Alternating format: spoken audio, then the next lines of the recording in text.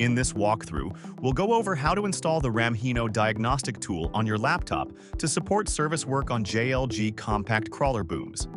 Welcome to JLG University. This process uses the JLG compact crawler boom diagnostic kit, which includes the Ramhino software and the required PCAN USB cable used for communication. Connect the 9-pin end of the PCAN USB cable to the machine's diagnostic port, then plug the USB end into your laptop. Log in to Online Express. Go to the Service tab, click on Control Software, then type Ramhino in the search bar. Download the installer file to your laptop. Open your Downloads folder and unzip the file if it's compressed. Double-click the installer and follow the prompts. Once it finishes, click Finish.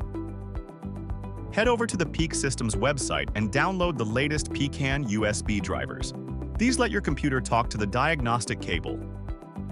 With the PCAN USB cable connected, power on the boom. Then open the Ramhino software and navigate to the Data menu, where you should see live data from the CAN system. This confirms that the software is communicating with the machine. And that's it.